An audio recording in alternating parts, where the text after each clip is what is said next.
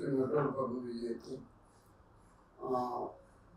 મહાપ્રભુજીના વાણી બધી સંસ્કૃતમાં છે, એટલે બધા શ્લોકો જે સર્વોત્તમજીના છે એ પણ સંસ્કૃતમાં છે. હવે એ ઘણાને અઘરા લાગે છે, એટલે આપણે એને સિમ્પ્લિફાઈ કરીને અત્યારે રજૂ કરીએ. જે સંસ્કૃત શબ્દો છે તેનું વિવરણ કરીએ. મંગલાચરણનો પહેલો શ્લોક આપણે શબ્દવાઇઝ કરીએ, શબ્દો પ્રમાણે. હવે પહેલો શ્લોક એવો છે કે પ્રાકૃત ધર્મના આશ્રય અપ્રાકૃત નિખિલ ધર્મરૂપ નિગમ પ્રતિપાદ્યમ યતત સુગમ સાકૃતિ સૌમી. અર્થાત મહાપ્રભુજી પ્રાકૃત ધર્મ રહિત છે, દેખાય છે, પણ એ પ્રાકૃત ધર્મ એનામાં નથી.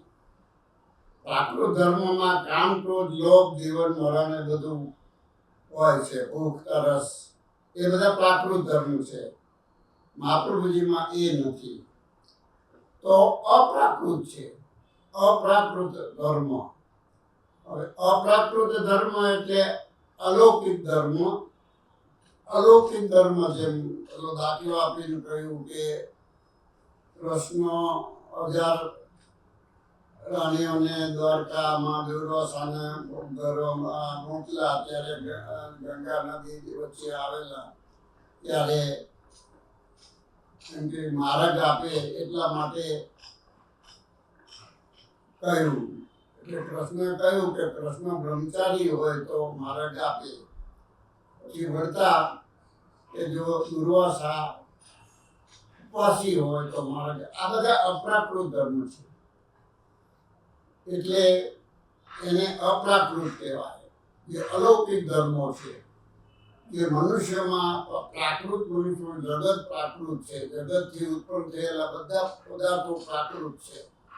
એટલે મહાપ્રભુજી છે અપ્રાકૃત છે. એ બધા ધર્મ નિખિલ એટલે બધા જ ધર્મો, અલૌકિક બધા જ ધર્મો એનામાં છે. નિખિલ ધર્મરૂપી નિગમ પ્રતિપાદ્યમ એટલે વેદોએ કહેલું છે. વેદોએ, પુરાણોએ, અગ્નિ પુરાણ, ઋગ્વેદ અને નરસિંહ મહેતાએ દોડમાં ગાયું છે કે વિના સાધન ઉદ્ધાર કરશે, ભવસાગર કરશે. છેલ્લે નરસિંહ મહેતા થઈ ગયા, એને પણ એમને દર્શન થયા એ વિના સાધન. એટલે મહાપ્રભુજી કોઈ સાધનની અપેક્ષા નથી રાખતા, નિસાધનનો માર્ગ છે. મહાપ્રભુજી સાધનનો કોઈ, એને સાધન કેવળ એનું નામ. સાધનમાં આપણા ધર્મેન્દ્ર પુષ્ટિ માર્ગમાં કેવળ એનું નામ, ગુણગાન. એનેથી પ્રભુ રાજી થાય અને જીવનો ઉદ્ધાર થાય.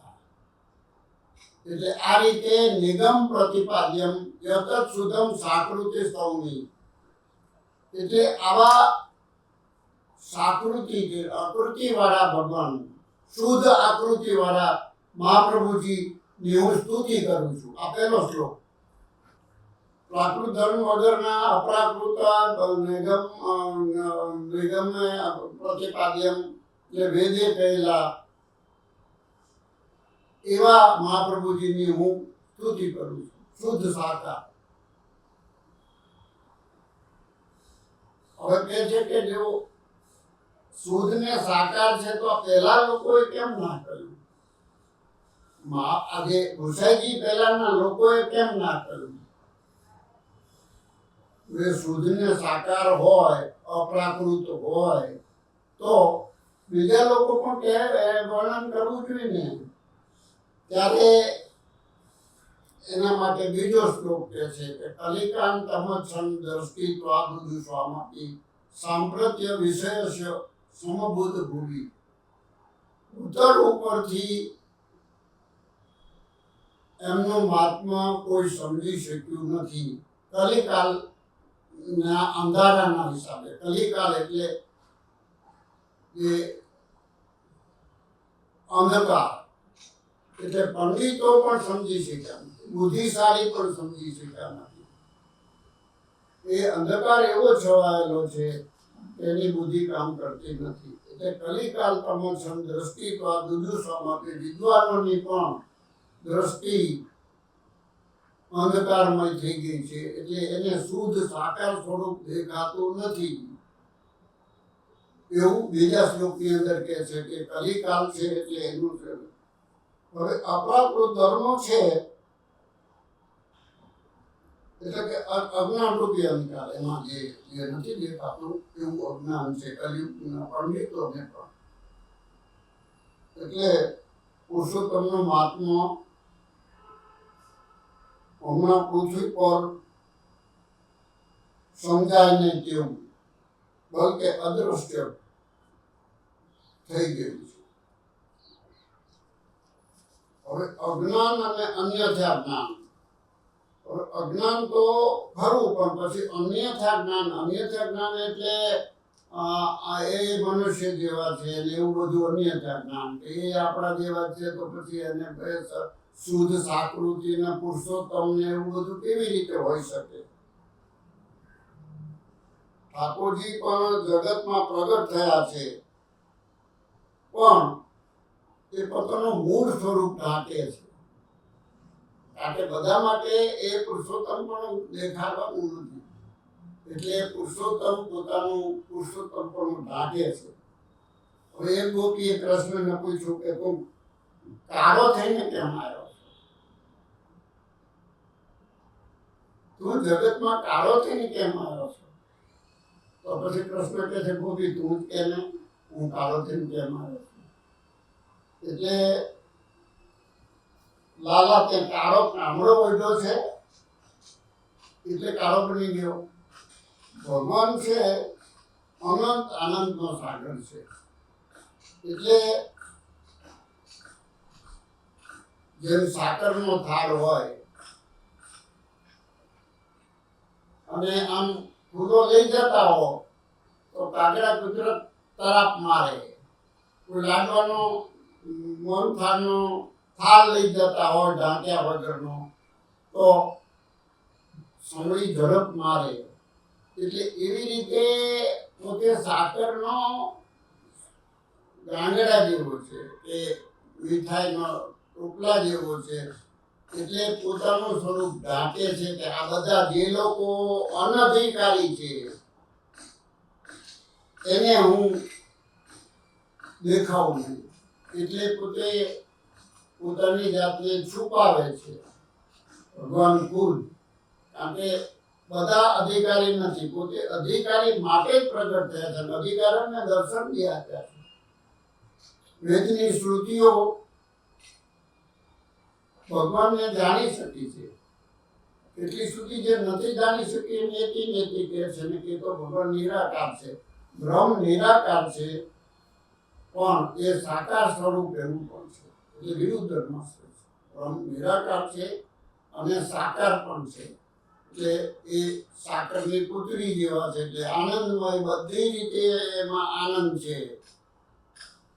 આખી પુત્રીમાં જ્યાંથી ચાખો ત્યાંથી સાકરનો સ્વાદ આવે એવા ભગવાન છે.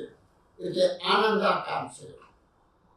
એટલે પોતે પોતાનું સ્વરૂપ ઢાંકે છે. એટલે આપણે કળિયુગના જીવો એ નથી સમજી શકાય એની વાત થઈ અને ભગવાન પોતે પોતાનું સ્વરૂપ ઢાંકે છે એ બતાવ્યું. દયાને જ મહાત્મા કરી સંકટમણી વાણિયા યદા તદા શ્વાસ્યમ પ્રાદુર્ભૂત ચકારી. એટલે પોતે દયા કરીને પ્રગટ થયા છે કે મારા જીવો ભટકતા છે, પ્રવાહી જીવની જોડે ભળી ગયા છે. એટલે હું મારું સ્વરૂપ જ જો પૃથ્વી ઉપરથી તિરોધામ થઈ ગયું હોય, ન દેખાતું હોય તો મારે જ પોતે જવું પડે ભૂતળ પર. મારા સ્વરૂપનું મહાત્મા દેખાડવા માટે મારે જવું પડે. એટલે દયા કરીને પોતે પ્રગટ થયા છે. એટલે પોતાનું મુખારવિંદ પ્રગટ કર્યું. દયા કરીને પ્રગટાશે પોતાનું મહાત્મા જણાવવા માટે કે પોતે પોતાનું મહાત્મા ના જણાય તો જીવ કેવી રીતે જાણી શકે? પંડિતો નથી જાણતા, બલબલા નથી જાણતા, અને દેવો તો દેવો તો એનો કોઈ મતલબ જ નથી. દેવો પોતે સમર્થ જ નથી.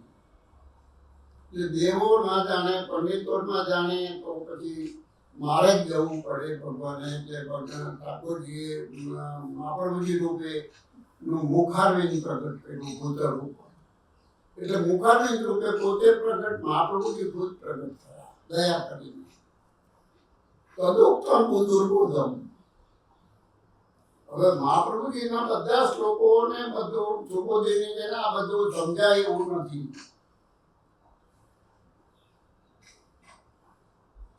એટલે તન્મા સ્તોત્ર સતમ પ્રવક્ષ્યામિ અખિલા અગ્રત. એટલે પોતે આખા પાપને હરનારા આ 108 નામ જીવના પાપને અર્ધ એટલે પાપ.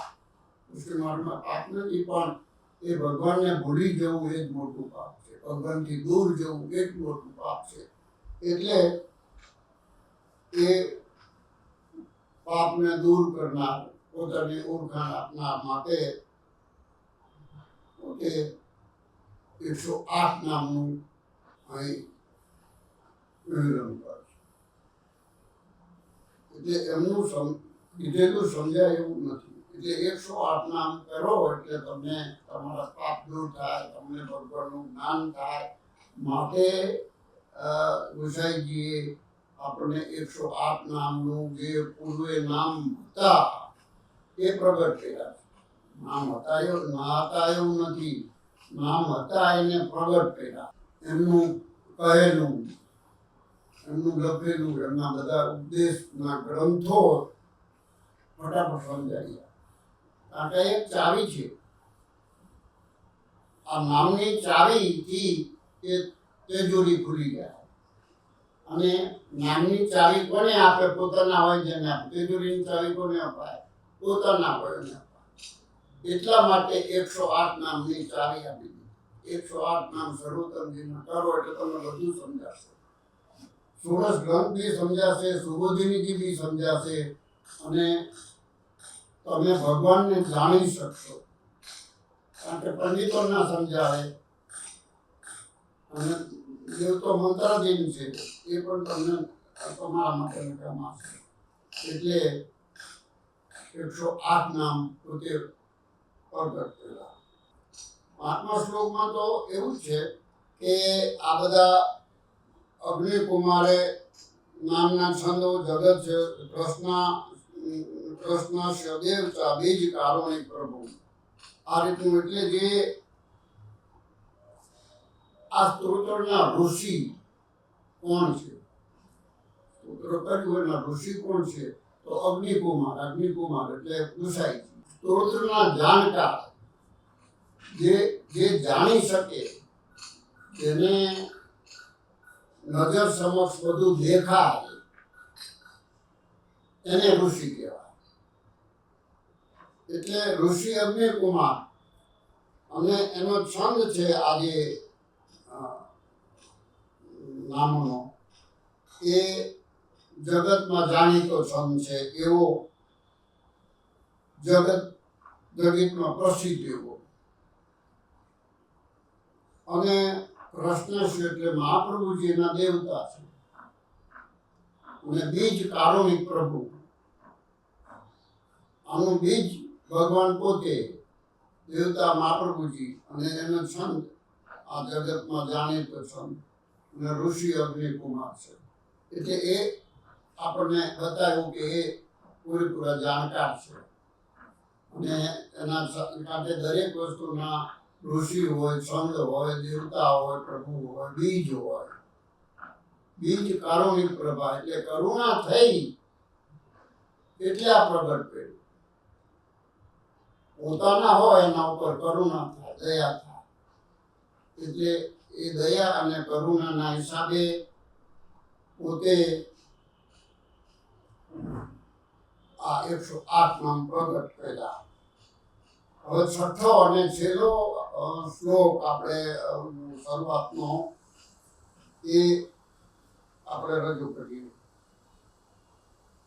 એટલે એમાં શું છે? વિનિયોગ ભક્તિયોગો પ્રતિબંધ વિનાશે. આનો વિનિયોગ શું, આનું ફળ શું? આ બધું કરીએ આપણે, પણ આપણને શું લાભ થાય?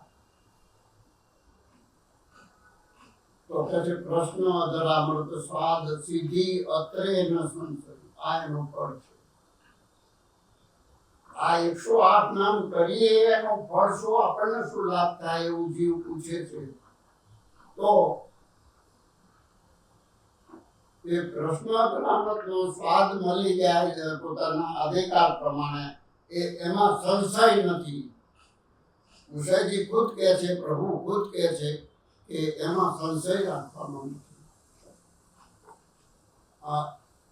હવે આપણે કહીએ કે બ્રહ્મ સંબંધની અંદર બ્રહ્મ સંબંધ લીધું, આપણે બ્રહ્મ સંબંધ લીધું એટલે ભગવાન જોડે લગ્ન થયા, પણ મોટી છોકરી સાસરે જ ના જાય તો કંઈક વાંધો છે, કંઈક પ્રતિબંધ છે, કંઈક લફડું છે. એટલે બ્રહ્મ સંબંધ થયો, લગ્ન થયો, છતાં જીવ સેવા કેમ નથી કરતો? કંઈક વાંધો છે, કંઈક પ્રતિબંધ છે. તો સેવા કરતા કરતા ઊંઘ આવે, સમજાય નહીં, આમાં મન લાગતું નથી. આ બધું જ થાય. એટલા માટે કહે છે સર્વોત્તમજી કરો તો તમારા પાપો, પાપ એટલે જે પ્રતિબંધ, ભગવાનના નામમાં જે રુચિ થતી નથી એ દૂર થશે. એટલા માટે 108 નામ ગુસાઈજી કહે છે. અને એની અંદર કૃષ્ણ અધરામૃત સ્વાદ સિદ્ધિ. અધર અમૃત એટલે એના વાણીનો આસ્વાદ. હવે એમની વાણી સુધા કહેવાય, અમૃત કહેવાય. એમાં દેવ ભોગ્યા, સર્વ ભોગ્યા અને ભગવત ભોગ્યા. આ 3 જાતની વાણી જે કૃષ્ણ અધરામૃત સ્વાદ માટે તમને સિદ્ધિ થાય એની. દેવ ભોગ્યા એટલે બ્રહ્મના જે મૃગો છે, પશુઓ છે, એને એ બધાને આ વાણીનો લાભ મળે.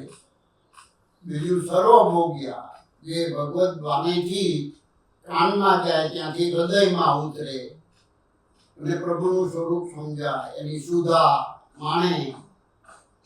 અને ભગવત ભોગ્યા એટલે ભગવાન ખુદ અંદર બેસીને ભોગ કરે એવાનો, એટલે એ સર્વભોગ્યા સુધા કહેવાય. એટલે આ કૃષ્ણ અધરામૃત સ્વાદ સિદ્ધિ એનો કોઈ સંશય નથી, એવું આપણને આ 6થા શ્લોકમાં કહે છે. ત્યાર પછી આપણે આનંદાયથી 108 નામ શરૂ કરીએ. એટલે ગુસાઈજી જ્યારે મહાપ્રભુજી તિરોધાન થયા ત્યારે એમને એકદમ વિરહ થયો અને મહાપ્રભુજીનું સ્વરૂપ કેવું અને લીલા કેવી, કોણ, એ બધું જ એમના મનની અંદર સામે પ્રગટ થયું. તો પ્રથમ તો એને આનું આખું આનંદ થઈ ગયો એનામાં. એટલે આનંદ પ્રગટ થયો એટલે એને કહ્યું કે મહાપ્રભુજીનું સ્વરૂપ આનંદ સ્વરૂપ છે અને ખરેખર આનંદ સ્વરૂપ છે. પણ કેવો આનંદ? તો 3 જાતના છે એમ કે છે. વિષયાનંદ, બ્રહ્માનંદ અને ભજનાનંદ. વિષયાનંદ જે જગતના લોકો ભોગવે છે કે મોહનથાળ ખાઓ આનંદ આવશે, સંગીત સાંભળો આનંદ આવશે, ફરવા જાઓ આનંદ આવશે, એટલે પ્રાકૃત વિષયોને લગતું પોતેની વૃત્તિ જે છે એને વિષય આનંદ કહેવાય. જે ક્ષણિક છે એ કાયમ રહેવાનું નથી, એ જતો રહેવાનો છે. તમારી આંખમાં મોતિયો આવે એટલે તમને ચિત્રો તમને એ નહીં ગમે,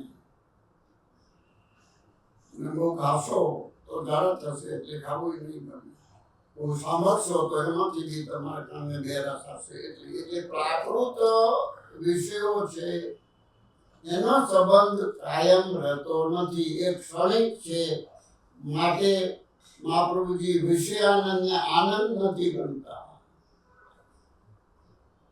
બલકે જીવને પોતે પોતાનું શરીર ખલાસ કરી જાય, પોતાનું શરીર નબળું પડી જાય એવી રીતના વિષયાનંદ છે. લોકોને અરુચિ આવે એનું નામ વિષયાનંદ છે. ત્યારે બ્રહ્માનંદ બીજો આનંદ કયો? બ્રહ્માનંદ, જે આત્માનંદ છે, જે ઋષિઓ ભોગવે છે અને અક્ષર બ્રહ્મા લય થાય છે, એને બ્રહ્માનંદ કહેવાય. હવે એ પણ ગણિતાનંદ છે, એ પણ અગણિત આનંદ નથી. એટલે એ બ્રહ્માનંદ પણ ગણિતાનંદ છે, પણ એ પૂર્ણાનંદ નથી. ત્યારે ભગવાનનું સ્વરૂપ જે છે, નામ ગુણ એ બધું જે ભજનાનંદ છે એ પૂર્ણાનંદ છે, એમાં પૂર્ણ આનંદ છે, એમાં કોઈ જાતનો સંશય નથી.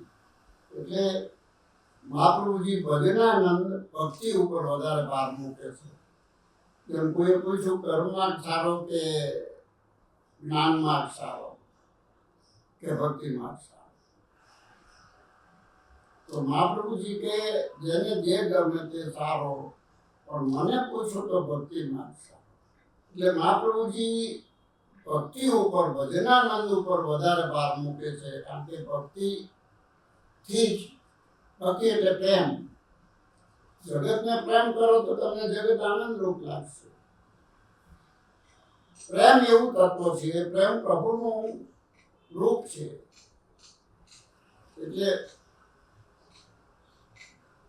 પ્રેમ ભક્તિ થી જ આનંદ મળે. ઘરમાં કલેશ હોય તો આનંદ આવે જ નહીં. ત્યાં કલેશ છે ત્યાં ભગવાન નથી, કલેશ હોય ત્યાં ભગવાન નથી.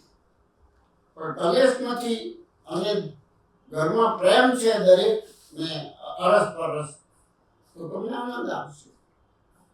એટલે એ આનંદનું સ્વરૂપ ભક્તિથી જ લભ્ય છે. એટલા માટે ભજનાનંદ કહે છે. ભજનાનંદ એટલે ભક્તિ, ભગવાનના ગુણગાન. ભગવાનના તો અનંત નામો છે, અનંત ગુણો છે, એ તો અનંત છે. એટલે એના નામો રટોમાંથી અનંતને જેનો આનંદમાં આપણે રાખીએ તો આપણને આનંદ થઈ જાય. આપણે આપણા માર્ગની અંદર ભોગ રાગ શૃંગાર, એ જીવનો આનંદ, ભગવાનનો આનંદ. ભગવાનનો આનંદ એ આપણો આનંદ છે. એટલે મહાપ્રભુજી ભજનાનંદ ઉપર વધારે ભાર મૂકે છે. એટલે આનંદ એ ભજનાનંદ જ છે, એ જ સાચો આનંદ છે. માટે આનંદ નામ કહ્યું. મહાપ્રભુજી કૃષ્ણ રૂપ છે, એ પ્રગટ થયા ત્યારે કોઈને કલેશ નહોતો. જેને જે માગે એ મળી જતું હતું. કૃષ્ણાવતારમાં પણ જે માંડાને બૈરી મળે, અમીરધનને ધન મળે, જેની પાસે જે નથી એ મળે તો આનંદ થઈ જાય. એવી રીતે કૃષ્ણાવતારમાં નંદ ઘરે આનંદ ભયો, એ આનંદ પ્રગટ થયો. નંદના ઘરે આનંદ પ્રગટ થયો. એ જ આનંદ આપણને ભૂતળ ઉપર મળે છે, મહાપ્રભુજી રૂપ. એટલે કૃષ્ણાવતાર અને મહાપ્રભુજીની લીલા સામ્ય છે. મહાપ્રભુજીએ પ્રગટ થઈ અને કૃષ્ણ લીલા બતાવી. એટલે મહાપ્રભુજી ભજનાનંદમાં પોતે એના ભજનાનંદ માટે પોતે પ્રપોઝ કરે છે. બીજા આનંદ ક્ષણિક છે, નકામા છે, બ્રહ્માનંદ ગણિતાનંદ છે, તો ભજનાનંદ પૂર્ણાનંદ છે. તો જે પૂર્ણાનંદ આખો લાડવો શું કામ ના લે? એટલે ભજનાનંદ એ આખો લાડવો છે. એટલે જીવે ભજનાનંદથી જ આનંદ રહેશે અને જગતની અંદર એ પોતે સુખી થાય. દરેક માણસ સુખ માટેના રસ્તા શોધે છે. નોકરી કરો કે જીવનની અંદર પૈસો ભેગો કરીને તમને આનંદ મળશે. એટલે દરેક જ્યાં કોઈ પ્રવાસે જાય, સારું થાય, હોટલ લોજમાં જાય તો એ આનંદ જ શોધે છે બધે. એટલે મૂળ જે હેતુ છે જીવનો એ આનંદ મેળવવાનો છે. પણ સાચો આનંદ ક્યાં છે એ મહાપ્રભુજી બતાવે છે કે પૂર્ણાનંદ જેની પાસે જે છે એ તમને મળશે. જેની પાસે નથી એની પાસેથી કંઈ મળવાનું નથી. એટલે તમને જો સાચો આનંદ જોઈતો હોય તો સેવા, ભજનાનંદ, પ્રભુની ભક્તિ કરો અને એમાંથી મળશે. કે પછી બધા એના ગ્રંથોની અંદર આપણને બતાવે છે કે ભક્તિ કરો તો એની વૃદ્ધિ કેવી રીતે થાય, પ્રેમ, આસક્તિ, વ્યસન સુધી તમને લઈ જાય. એ બધા ભજનાનંદ છે. એટલે મહાપ્રભુજી ભજનાનંદ ઉપર ભાર મૂકે છે. હવે આનંદ નામ પછી પરમાનંદાય નમઃ.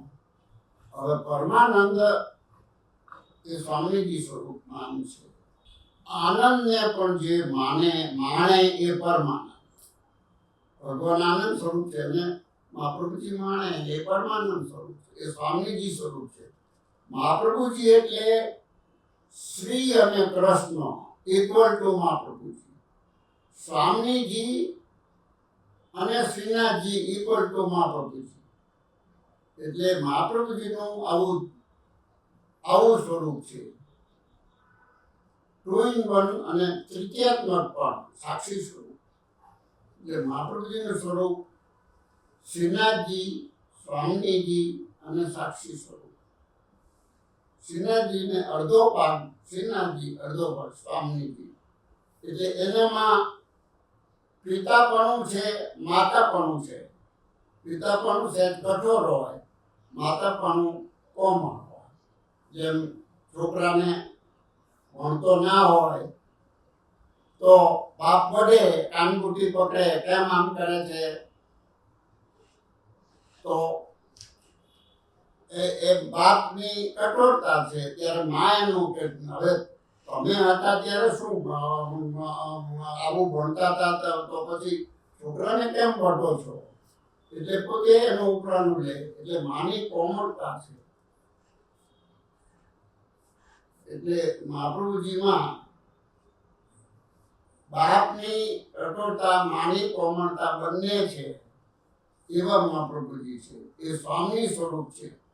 હવે આપણે એને આગળનું નામ જે પરમાનંદ સ્વરૂપ છે વિસ્તારપૂર્વક ફરી કરીશું. એ વિસ્તારપૂર્વક પછી કરીશું. પરમાનંદ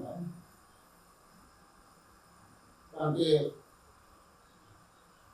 જે આનંદનો ભોગ કરે એ એવું સ્વરૂપ જે અગણિત આનંદનો ભોગ કરે એવું સ્વામીજી સ્વરૂપ. અને એ જ ભૂતરું કરતો એ આપણે કરી લઈશું.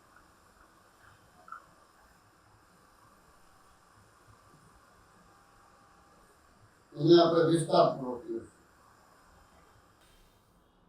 જે રસકાંતજીને દર્શન થયા છે. રસકાંતજી મોમેડન હતા, પણ મહાપ્રભુ એને શ્રીનાથજીએ દર્શન આપ્યા. પણ રસકાંતજીને બ્રહ્મસંબંધ નહોતું એટલે શ્રીનાથજી એને ચરણ સ્પર્શ આપ્યા નહીં. એ પોતે દૂર થઈ ગયા. એટલે શ્રીનાથજીએ કહ્યું કે આમ વાયા વાયા આવો સ્વામીજીને મળીને એ સર્ટિફાઈ કરે તો અમે તમને મળીએ. એટલે દશકાનજીને દર્શન થયા કે રાધા પાય પલટ નંદલાલ, રાધાના ચરણની સેવા કરતા એવા ભગવાન પરમાનંદ સ્વરૂપના દર્શન થયા. રાધા પાય પલટ, રાધાના ચરણને દબાવતા એવા આનંદ સ્વરૂપ ભગવાનના દર્શન દશકાનજીને થયા. ઉમેદન હતા છતાં એને ભગવાનના દેખ્યો કુંજ કુટીર રાધા પાય પરોટ. દેખ્યો કુંજ કુટીર એટલે કુંજમાં, કુટીર કુંજની અંદર રાધા પાય પરોટ એ પરમાનંદ સ્વરૂપ છે. હવે આવા પરમાનંદ સ્વરૂપને વલ્લભને ગુસાઈજી વંદન કરે.